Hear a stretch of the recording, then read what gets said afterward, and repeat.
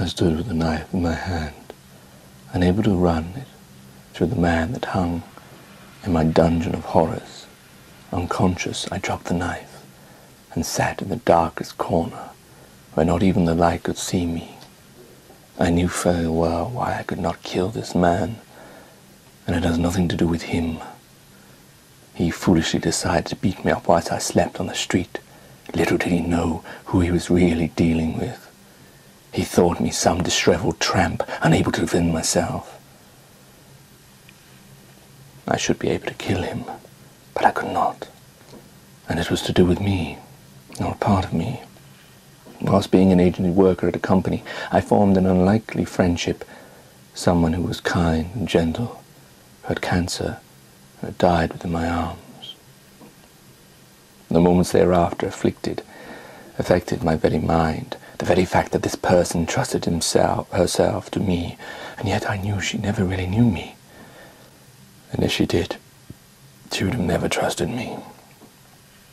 The very fact something I liked had perished. Even the man's cries as he struggled to free himself became like an annoyance to me, whereas before it would be joyful. Had something within me been awakened, something that is me, or was me? Or was it in fact that I felt guilt? Guilt that I never had the time to see whether she could love me, knowing what I was, what I had been. Would I have changed? Would the crimes I had committed been absolved? Would they have become a neurosis, just waiting till I was caught? Could a man of so many killings ever change, be allowed to change, be forgiven for the things he has done? Or did I feel this way because it showed me I had no control over death? That unlike all the others, I had felt something, whether it be love or a loathing. It had been me who had chosen their deaths, me who cut out his feelings by ending their lives. But this time I had been denied that. Why did I not kill her, end her life? What stopped me from doing that? Now she is gone, and I had no control over that. I'm left to suffer like everybody else. It has made me question the motives for my killings. Do I kill these people because if I do, then I do not need to suffer loss? For I choose the time, the way, the place. I gain enjoyment out of their end, and thus any real feelings I may have had would be annulled by my killing them.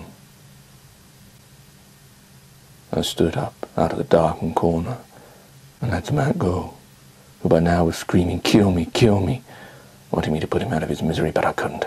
I let him scuttle away, but he didn't. He turned to face me, questioned why I had done what I had done to him. He screamed, raged, and shouted, and all I could do for an answer was punch him in the face.